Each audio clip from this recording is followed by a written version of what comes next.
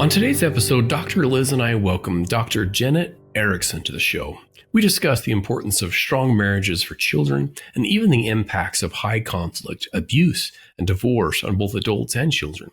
She shares several insights about ways to strengthen marriage and the power of being seen, known, and loved. Jenet Jacob Erickson is an associate professor in religious education at Brigham Young University, where she teaches the Eternal Family course, as well as the Introduction to Family Process courses for the School of Family Life. She received a PhD in Family Social Science from the University of Minnesota after completing a bachelor's degree in nursing and a master's degree in linguistics at BYU. She's a research fellow of both the BYU Wheatley Institute and the Institute for Family Studies, and has been a columnist on family issues for the Deseret News since 2013. She miraculously met and married her husband, Michael, when they were both 34 years old.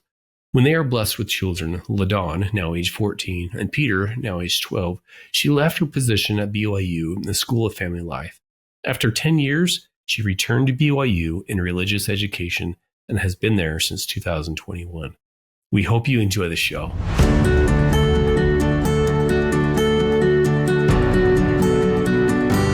Welcome to Stronger Marriage Connection. I'm psychologist Dr. Liz Hale, along with the esteemed professor Dr. Dave Schramm. And together we have dedicated our life's work to bringing you the best we have in valid marital research, along with a few tips and tools to help you create the marriage of your dreams. You know, as a marriage therapist for a few decades now, it's not uncommon to sit with a couple as they contemplate whether they can muster enough friendship and reparative work to stay married for the sake of the children. Well, the answer to that question is really different for everyone. In my experience thus far, some chose to stay married until the youngest child left home for college. Others decided to end their marriage without the weight and focused on being good co-parents. Yet still another group decided to stay married for the sake of the children and are still married, even though their children now have children of their own. That last group actually is a great example of how those marriages actually improved simply with the passing of time. Well, Dave, we are really pleased that social scientist and associate professor Dr. Jenet Erickson is joining us today to discuss the effect that marriage has on children and on the family as a whole. Welcome to Stronger Marriage Connection, Jenet. It's wonderful to be here. Thank you. Thank you both for the work you do. Such a treat. Likewise, you are an expert on family life, really, both professionally and personally, I would say, as you were raised in a family of one of 11. What number in the lineup are you? I'm right in the middle, number 5. Wow. And how did that family life inspire you in the work that you're doing today? Yeah. I bet you reflected on that a fair amount. I feel like as a child, I would go around thinking, analyzing what was going on and not realizing that I was going to end up studying that because I did something different before. But it has been powerful to be up close. First of all, to have so many siblings and be so engaged in family life. Just caring for younger siblings and being cared for by older siblings, but then watching them grow and have marriages and us coming from the same family, but different dynamics emerging in their families. Yeah, it's a gift. It's a gift to be that close to so many families. Mm-hmm. And has everyone had a successful marriage? Do you mind if I ask? Have there been some bumps, been some divorces? One of 11, yes. That's a lot of people to study. Yes, no, and there have been a couple of divorces, experiences with abuse in family, experiences where marriages have gotten better, a widowed sister whose husband passed away. So a range of things, who's now raising her children alone, right? Jenet, that's really lovely. Well, thank you for that inside scoop in your life a little bit. Yeah. Jenet, we know from the research, right, that marriage affects children in profound ways. I think about my parents and how much their marriage has impacted us as children. They have a strong marriage going strong still today. Tell us a little bit about the research about the ways that marriages affect children, child development, even today. Yeah, it's pretty remarkable that just in the last year, there's been more research confirming kind of our decades of experimenting with divorce. So my husband's parents divorced kind of at the height of the divorce revolution in 1981. And as you know so well, we saw divorce really spike across the 80s, 70s, and 80s, and that has kind of tapered down. But you would think, well, with all of that, maybe it doesn't make that big of a difference anymore because so many people have experienced divorce. But pretty remarkable that Melissa Carney would release her book, The Two-Parent Privilege, in the last year, and decades of research confirming for her I think she would see herself as a progressive scholar, not a conservative mind, but saying when we look at this data, we cannot deny that this foundation of marriage in a child's life is the most important foundation for their development. And obviously, some are more at risk. We have way high divorce rates among our working class families. We have much lower divorce rates among educated religious communities. But whether it's a child experiencing it in a community that is underprivileged, a lot of difficult risks there, fewer risks for those in more privileged backgrounds, but it's still hard on kids. And that's what she shows. So we just can't deny it's a big deal in a child's life. I might give an example that's been powerful to share with students. I have a beloved family member, 10-year-old boy whose parents announced that they would be getting divorced. And from my experience, this divorce will actually better his life. It's been an abusive dynamic. He will have a more stable environment. He will be able to differentiate a family that's stable and peaceful and loving from a different dynamic, and that will help him. But after they announced it, he wrote in his journal, he writes in his journal on Sunday nights, and he drew a picture, and it was a heart, and it had a ruptured line down the middle. And on one side, he had mom, and one side he had dad. And of course, the heart was his own heart. And all around it, he had these questions. It was like I was reading research, because we know that when a child experiences divorce, there's like an existential reality that they have to deal with. And so he had questions like, where do I go? Who am I? How will this be better? These big questions. It reminded me of my husband's journey as a young adult. His parents divorced when he was young, but he said, as a young adult, this question would come to his mind. If they were not meant to be, was I meant to be? Oh, ouch. Because you are their union. You're physically the embodiment of their union. And I think at the core, there is some rupture that happens that's sort of beyond the material effects, which are real, meaning money's a big deal, and having the resources. We know two parents help a lot in the big job of raising a child. But even apart from those realities, which are big, is just what internally happens in the core of a person who is made up of two people. And when they are separated, what that means in their life. Then what that means about them. I wouldn't have thought what about it means about them. Yeah, like Mike's question, right? Was I meant to be? Who am I if they are not together? Yeah. What is it? Tell us a little bit more. I mean, do you have insights into what is it? I mean, there's economic benefits and those we talked about of a marriage, but what does a healthy, strong marriage do for children? What they see, what they experience, what they hear? How have we been able to kind of find out, hey, what is it specifically that? Isn't that just such a powerful question? Because you're right. I mean, Melissa Carney, as an economist, is going to be like, there's a lot of resources going on when you have two people invested together in people that are related to them, right? There's this deep motivation to care for them. And so they bring their time and talents and money, and they pull it together for these people. But you're asking, Dave, about something else, I think. And it's that it feels like, so when Elizabeth Marquardt did her interviews of adult children who had experienced the divorce of their parents younger, she said the word that kept coming up in these interviews was exile. And it was capturing this sense that there isn't a home. So they're having to traverse two worlds, and to choose one can feel like it's to leave the other. And So I think what parents are doing is they're pulling together two worlds into one. And when they're apart, that child has to traverse those worlds themselves. And so my husband, he'd have different books at his mom's house and different toys and different activities. And he had a different world at his dad's house. And he spent time with both, really valuable, but he had to traverse those worlds that was not done for him. And so there's like a unity, a wholeness that happens when parents are married, that is a wholeness for development, a wholeness for identity, a wholeness for belonging, a wholeness for a sense of home. And so I think there's something powerful that happens when a man and a woman with their distinct psychological orientations, their distinct ways of talking, even their voice and body size and all of those things pull a world together that then a child comes from that is a wholeness. Yeah. And fascinating.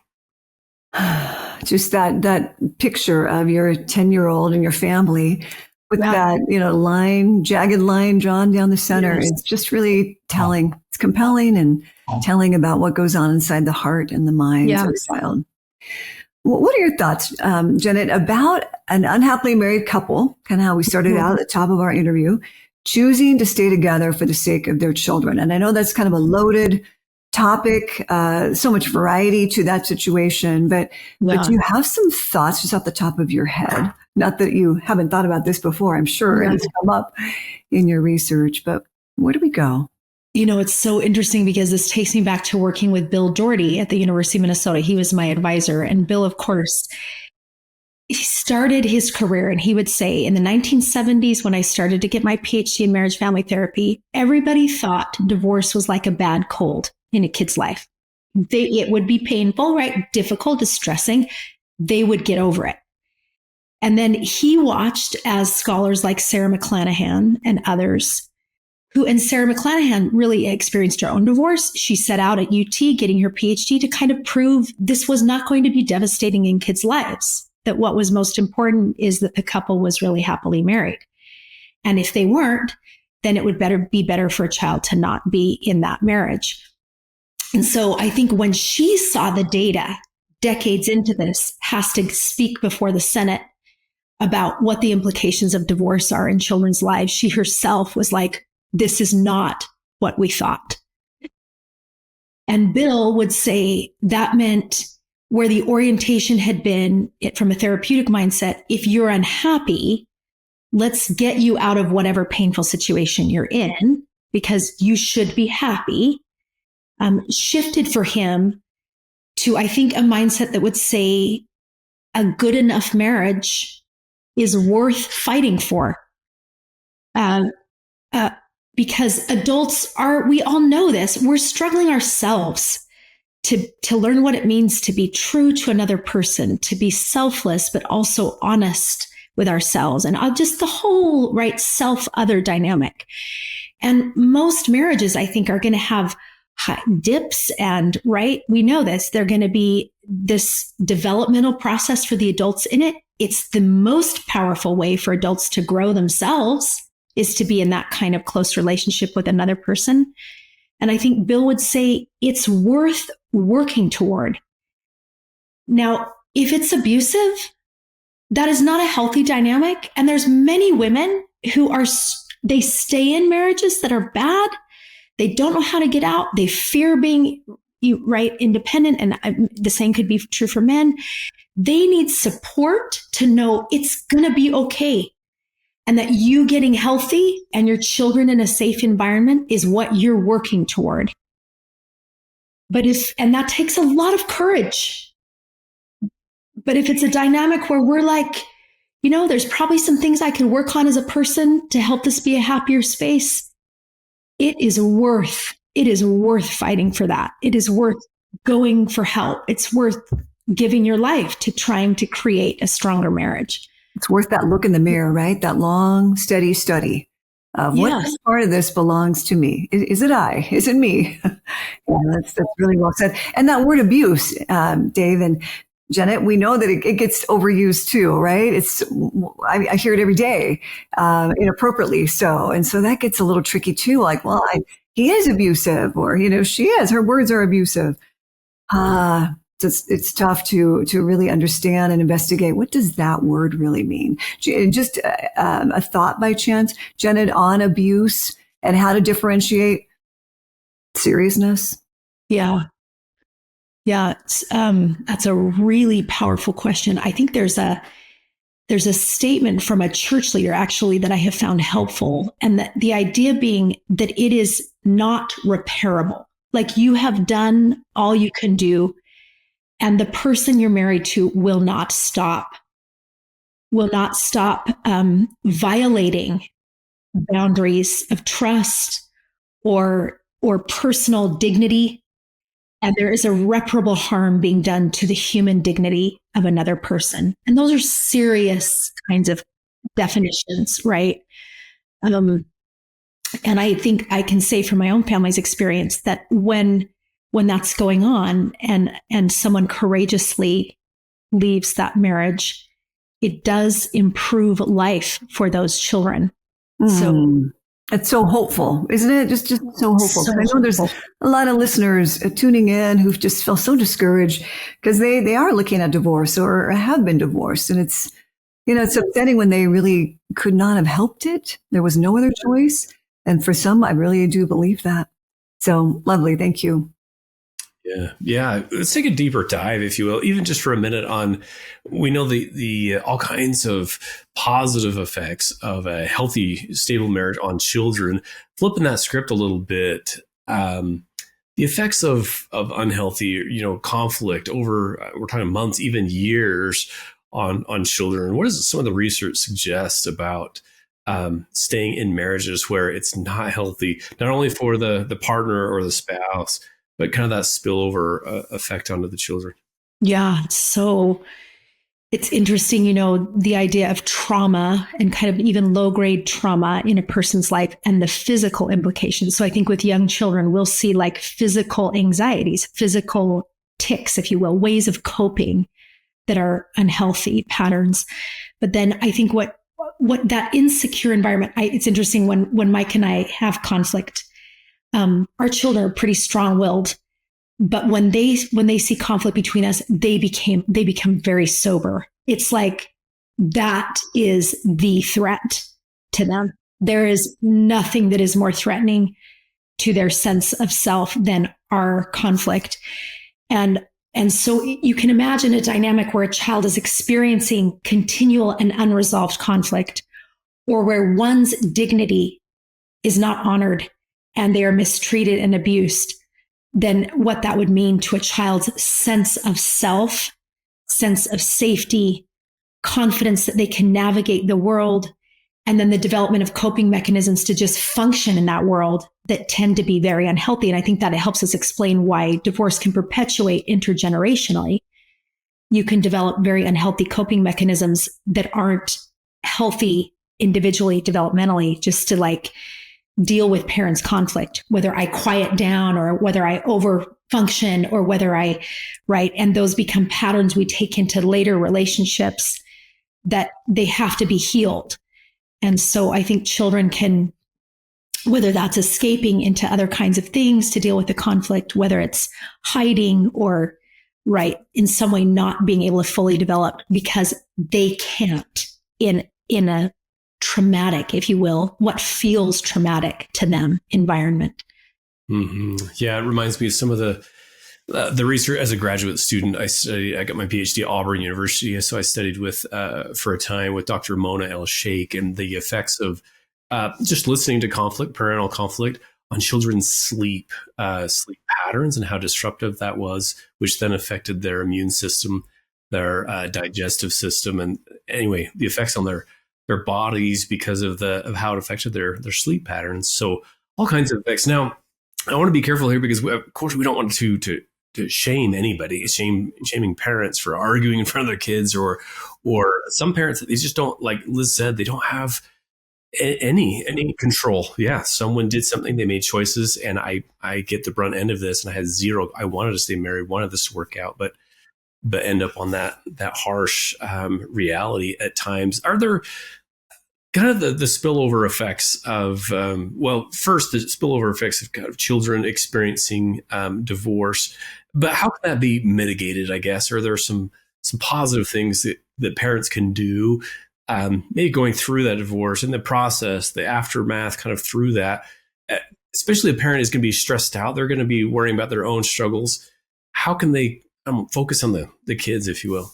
Yeah, no, it's such an important question, right? Because you're dealing with your own healing and trauma, whatever that might be. And how do you meet these kids' needs? And they need me so much, and I want to create a stable environment, and it's been stripped from me.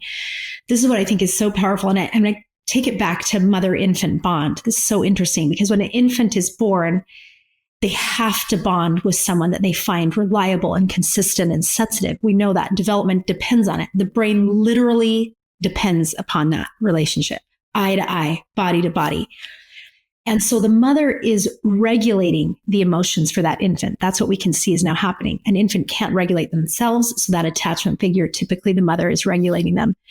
And so it's interesting to think of that principle as you're in situations like this. And so I would say the truth is, whenever a parent becomes healthy, a mother or a father, when they do what is needed to become a healthy person, when they understand identity and boundaries and all of the principles that would be powerful in them becoming healthy, their children become healthier. And what a mother is doing in a situation like that, or a father, is they're saying, we can do difficult things. We can go through challenging things and learn from them and grow from them. And I will be here through it all. And we can process it together. I don't think bringing in difficult things, that's why I think criticism of a spouse is always hard for kids, right? Negativity about a spouse is always going to be hard, but we can process difficult things together, and we can find health and healing through the emotion regulation that happened when you were an infant. And we're going to be regulating this together. So I think that principle of whenever a parent gets healthy, even if their children are adult children, it is a better thing for their children.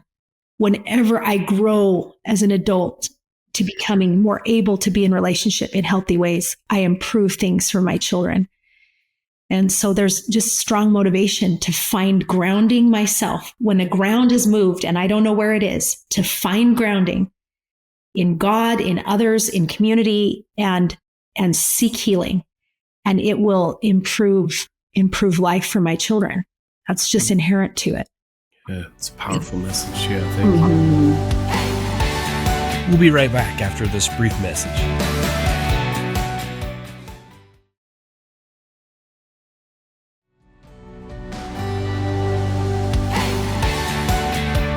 And we're back. Well, let's dive right in. We typically, I think, when we think about outcomes of divorce, think about the younger children. But what about the effects, Jenet, on older children when their parents go through what we often call gray divorce after many years of marriage? Yeah. Yeah, this is really interesting, right? Because you'd think, oh, they're established as a person. This won't have any impact on them. But it does. We know it does. They now are in that situation where they're having to pull the worlds together.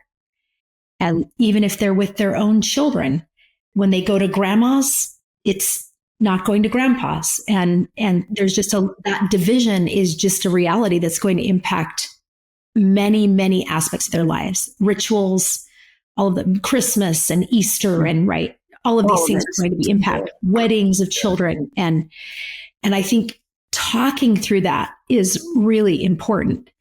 But I think, as you were asking that previous question too, I was thinking, I used to teach a class on the importance of rituals and routines in family life. And rituals are our sociology term for traditions. We typically write birthday traditions and Sunday traditions and write family trips. And one thing I know that we can see in the research is when a parent is able to maintain those rituals. So for a mother who's going through divorce with younger children, it's maintaining dinner and it's maintaining cuddling time on the bed. Dad's not there anymore, but we do these things, and it tells me, and Sunday rituals. And it tells me we're still a family and things are stable here. And I think that that's the same with adult children. So to the degree that we can maintain kind of stable rituals of connection, our Christmas traditions then it gives a sense that like we're still together, even if it looks a little bit different in how we navigate that. There's still parts of us intact, right? Very intact. Still parts of us intact. Yes. Yeah. Oh, I know that research shows that if our parents divorce, we have a greater chance of divorcing ourselves. Is there any way for adult children of divorce to lessen the effects of parental divorce in their own lives? Yeah, I love this. So this is my husband, right? And I can say right off that one of the things early in our marriage, he would say it helped him so much to see strong marriages. So his parents divorced. We were late 34 when we got married, but he had like a 13-year period where he had good friends that he watched in beautiful marriages and their family. And it's really important, I think, for us to see and know this is possible. And this is what it looks like. Because this is interesting. When we would struggle early in our marriage around whatever kind of little thing, he was much more likely to go to a thought that like, this might end. Yeah. Right? Understandably, sure. Understandably, because, and even if in his mind, he's like, I know that's not going to happen. It's like, that early trauma is right in the brain, in that limbic brain. And so when you think there's conflict, that go to, and I would be like, what are you even talking about? My parents have been married 56 years. I watched lots of traversing of difficult things and complex things. I had no fear at all. But when a person who fears that limbic mind operates that way, then they're going to want to jump out and head, well, I'm going to make sure I'm safe, even if that means parting from you. And so it's just a blessing to have someone say, nothing's going wrong here. Like, we're in this. We're in this for the long haul. We can figure this out. This is part of growing up. And it feels like sometimes those that experience divorce are even more acutely aware of like, I want to hold on to this. I want to do what it takes to be strong, but they need to be strengthened in the confidence that they can, that you can. And there is that limbic mind that's going to tell you this is what's going to happen. You don't have to go to that space because we're rewiring attachment in this secure relationship, and it's going to be secure and it'll be okay. I don't know if that makes sense. So but beautiful. It's so nice that you could be that reassuring voice. It's got to be really hard when both partners have that amygdala going crazy, right? Like, get out. This is not safe. And I see that oftentimes in marital therapy. And I guess that's where the voice maybe of a therapist can come in and say, you know what, we could get through this. I don't see a reason why we'd have to go to divorce. That'll be up to you. But let's talk about a few things that can really make a difference here. Just that reassurance. I love that your husband would look at other couples and families and just say, oh, I want that. And kind of almost became a student because of his own loss. So much. Did I get that right? I tell my students, your strong marriages or your family's marriage, you cannot imagine the positive impact that energy has on others. And just by people being in the presence of that, they develop a sense of what is possible and have hope in it and confidence in that. So I do think there's a lot of power in just exemplifying stability, right? Mm-hmm. Yeah. Jenet, do you have these tips or tools for these students or to make it more likely, right? They could be that transitional character that we talk about because they had zero control. All of us had zero control on what happened to us, when we were children or our parents' marriages. What can they control now moving forward to help them have a stronger marriage so their children will be able to have that? Yeah, such a powerful question, Dave. So I know you've done work with Jason Carroll on this, but it's pretty amazing. When I talk to a group of students, I ask them what's the rate of divorce? They're like half, right? They think it's a crapshoot. They think that like, I don't have control over this and I'm just going to enter into this and 50-50 chance I end up sad, And I think then when I tell them, actually the data suggests very different risk, like unbelievably, like from 10% to 70% based on what you do right now with things that are in your control. Like sexual partnership before marriage, right? And commitment in the dating relationship, and religiosity is a powerful thing, and becoming educated and not having children before you get married. And right, these factors that are so education, religion, not being a teen when you get married, not having children before marriage, the number of sexual partners, these are big deals. These are things we get control over for the most part. And it decreases the rate of divorce literally to like 10%. No kidding. Great. That's so encouraging. That's how dramatic, right? Those like pathways into marriage are. But then I think too, when you think about as a person, what can I do? First of all, it's figuring out being healthy myself, because what happens as a human being is we're like, I'm just going to earn my sense of self through others. And so I get married, and like naturally you have this very like enmeshed dynamic. That's the beginnings of marriage, where like you are my world. And if you're unhappy with me, then everything's unhappy. And right. And you get kind of unhealthy ways of using one another.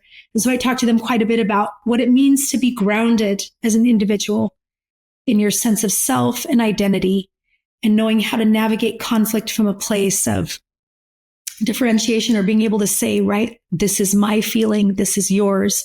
How can we work together as partners to create something beautiful? And the power in that growth and learning how to do that beyond those sort of foundational pieces that get you into the marriage is having confidence that nothing's going wrong when things are hard. This is really pushing me to figure out my grounding as an individual, my capacity to truly love and not use someone as my own source of validation, where we get all tangled up in falsely, right, relating to each other. And that that's a beautiful process of development for everybody. Everybody's doing that, regardless of this healthy marriage you came from. You're all growing in that way. I'm so curious, Dave and Jenet, both about pardon me, Dave, about the good enough marriage. Are there any, just a couple of bullet points about a good enough marriage, of how sometimes we just don't even recognize it, right? We think it's just so problematic to have a season of difficulty, or to be upset with each other, or discouraged, or feel a little like, oh gosh, my husband doesn't treat me that way, the way my friend's husband does on social media. I don't see that. Right? We can easily just get discouraged in our own heads. Yes. For the good enough marriage. It's interesting, isn't it? That in our world, Liz, like this social media world that I think is very quick to, like, there's just really quick judgments in the sense that like happiness is something I can get quickly. It's something I should have. Other people have it. And it's just a flip of what actually leads to happiness. Because we're going to find out, right, that a happy marriage, I'll show my students a picture of a couple that's older, President and Sister Hinckley. He says in this powerful statement, he'll say, the girl, as she passes away, the girl of my dreams as a child has once again become the girl of my dreams. And here's this old couple, wrinkles everywhere. And to see the love they have for one another. Now, that's so much more than that happily married couple on their wedding day. Like, the love is unspeakably different. The layers of it are so deep because of the difficulties they have traversed together and hung on to each other in it. I just had a student reach out. She's like, they've been married 8 months or something. And she said, I don't know how to love my husband. And I was like, oh, that is, I'm sure for her, it's like, so I said, do you know what happens in marriage? You enter marriage and you love without knowing. That's part of being in love. Like, you love without knowing. You do your best to know, but you like are compelled by dopamine to just center in on this person, obscure anything, and you love without knowing. And then within a short time, you're knowing and you're not sure you love. Like, you're just seeing like all this stuff that like, what? This isn't what I thought. And you could be like, something's wrong, but you're actually in this very natural process of like, now you're seeing. And so it's making you insecure because it's things that are fearful to you, or you don't know what to do with, or they're differences. But where you're headed is intimacy. And intimacy is seeing and knowing and loving. and being seen and being known and being loved. It wasn't about falling in love. That's not where we're headed. We're headed to something much deeper. And that means you're going to traverse a process where those things fill out of balance. And so I told her, you keep going on dates and you keep having rituals at night, whether it's ice cream or pillow talk, where you're talking to each other. And you keep doing these same little things all the way throughout while you're in this process of knowing without loving. And I promise you, if you're faithful to each other, you're going to get that deep place of seeing and knowing and loving. And it's worth everything. It's just worth everything. I love how you laid that out. Thank you so much. Beautiful. Yeah, it's powerful. Beautiful. Thank you. Yep. We like to ask all of our guests, Jenet, a couple of questions. The first one, in honor of the name of our podcast, Stronger Marriage Connection, is what do you feel like is the key? And there's all kinds of keys, right? So I don't know if there's the key, but is there a key that you feel is critical for a stronger marriage connection? Yeah. I love, Gottman's going to say friendship is the core, like when you're building friendship. But sometimes you're like, how do I build friendship? Like, I'm not sure I like this person, right? And so I think those little things that we do, those rituals of connection, the willingness to spend time and do that matters. Now, having said that, I think we can be like attachment oriented and, try to have good communication. And that might miss the side that I was talking to my husband about this morning, which is the human nature is to like judge another person and be blind to ourselves. And it's sort of the other where it's like, I try to see in myself and I try not to be afraid of seeing in myself where I contribute to difficulties in this relationship. And then I look with compassion on my spouse. I see their troubles as kind of an expression of woundedness, of the need for growth. I'm more honest with myself because I want to be tough in learning the things that will help me to have a deep relationship. But it's so natural for the ego to be like, you're the problem and you're the, it's why, therapists will say, what's the most important trait before you get married? The ability to self-confront. We want to look for someone who has the ability to look at themselves and be honest with themselves and honest with you. And if you have that, you do that, they do that, there's nothing that can stop it from going to a place of intimacy because it's based in faith and not fear. It's like, I want to grow. You want to grow. Help me see myself. And that's what I care about. Rather than it being easy and pleasurable, I want to grow with you. That's what we got into this for. Mm-hmm. Indeed, we did. Oh, so much good information. Is there a question we haven't asked you that you were hoping we'd bring up or anything as we wrap up towards the end of our interview today? It's been so fabulous. Oh, just grateful for the work that you do, for caring about it. I think when that 75-year study came out of Harvard that said happiness is love, full stop. After 75 years, what is it that shapes human well-being? That we just have to deeply realize we are relational people and we need relationships and we need strong relationships. And they will always be difficult. They will always be difficult because we're different. But it is worth it because this is who we are. We are designed for love. We are designed for deep connection and relationship. So that's where we're headed. And it's worth all the effort to create strong relationships in our lives. That's wonderful. Where can our listeners, viewers, all of us find out more about you and your research, please? I wish I had something more concrete to offer, but I have my Vita online and a couple of talks that I have given that I think capture this idea. But powerful talks, I might add. Great. Good. Thank you. So just Google your name. Yeah, Dr. Jenet Erickson. We'll put links. Yeah, we'll find out we'll make it easy for listeners and we'll get direct links to that. And we'll put it in the show notes there, Jenet. So, another question we want to ask, we ask all of our listeners is as a takeaway of the day, is there a take home message that you want our listeners to remember from our discussion today? Yeah, I think We are relational beings, and relationships are worth it. And this is the essence of life. Happiness is love, full stop. And our ability to love and to be in loving relationships is worth the growth. It will take growth. It's going to take change in all of us. But that's what we're born for. It's what we desire more than anything. Wow. Yeah, very powerful. Thank you. Liz, what about you? What's your takeaway? So many. I have all these copious notes that now I can't even read.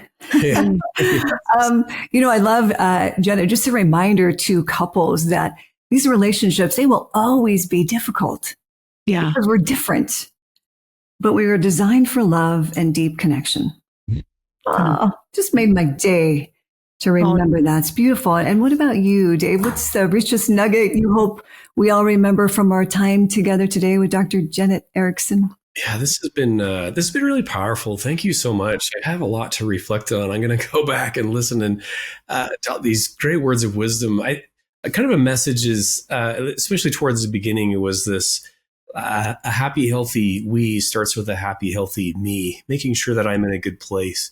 I call it search inward and then turn outward, not in a selfish way about me first, but it really is me making sure that I'm okay, that I'm good, whether I've experienced trauma or parents' divorce or other struggles in life, making sure that I'm grounded and I'm okay. And then I can turn outward and help and lift. And then the ability, I think you talked about being seen, being known, and being loved. Did I get those three right? Yeah.